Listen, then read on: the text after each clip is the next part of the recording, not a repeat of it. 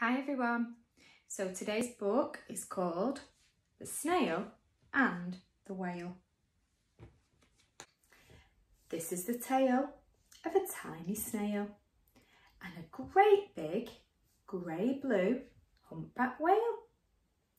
This is the rock as black as soot, and this is the snail with an itchy foot. The sea snail slithered all over the rock and gazed at the sea and the ships in the dock. As she gazed, she sniffed and sighed. "How I long to sail," said the tiny snail. These are other snails in the flock who all stuck tight to the smooth black rock and said to the snail with the itchy foot, "Be quiet, don't wriggle, sit still, stay put."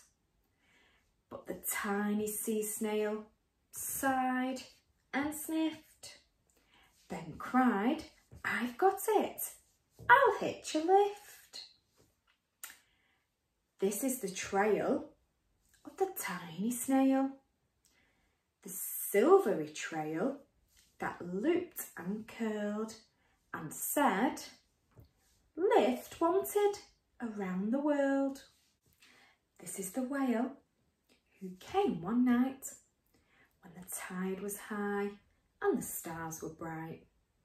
A humpback whale immensely long, who sang to the snail a wonderful song of shimmering ice and coral caves and shooting stars and enormous waves.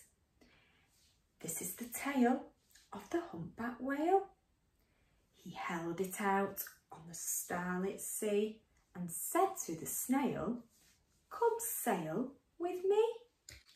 This is the sea, so wild and free, that carried the whale and the snail on his tail to towering icebergs and faraway lands with fiery mountains and golden sands. These are the waves that arched and crashed, that foamed and frolicked and sprayed and splashed the tiny snail on the tail of the whale. These are the caves beneath the waves, where stripy fish with feathery fins and sharks with hideous toothy grins swam round the whale and the snail on his tail. This is the sky, so vast and high, sometimes sunny and blue and warm, sometimes filled with a thunderstorm, with zigzag lightning, flashing and frightening the tiny snail on the tail of the whale. And she gazed at the sky, the sea and the land, the waves and the caves and the golden sand. She gazed and gazed, amazed by it all. And she said to the whale, "I feel so small." But then came the day the whale lost his way.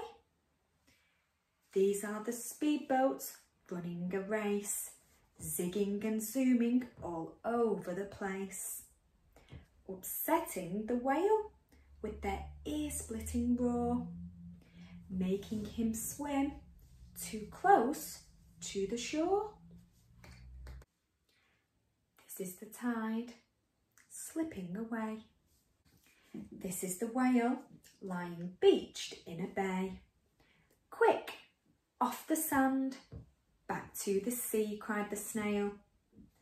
"I can't move on land, I'm too big," moaned the whale. The snail felt helpless and terribly small. Then, "I've got it," she cried, and started to crawl. "I must not fail," said the tiny snail. This is the bell on the school in the bay, ringing the children in from their play. This is the teacher holding her chalk, telling the class, "Sit straight, don't talk." This is the board as black as soot. This is the snail with the itchy foot. "A snail, a snail." The teacher turns pale. "Look," say the children, "it's leaving a trail." This is the trail of a tiny snail, a silvery trail saying, "Save the whale." These are the children running from school, fetching the firemen, digging a pool,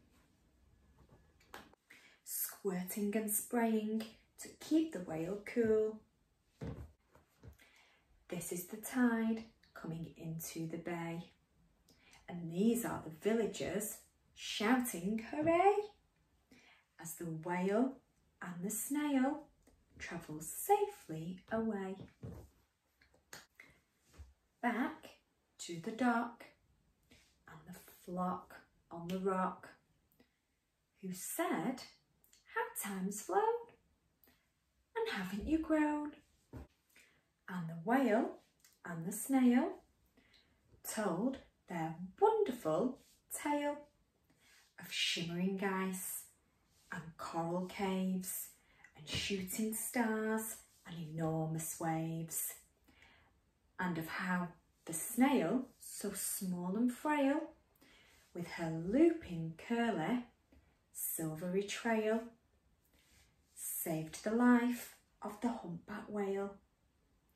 Then the humpback whale held out his tail, and on crawled the snail after snail after snail, and they sang to the sea as they all set sail on the tail of the grey-blue humpback whale.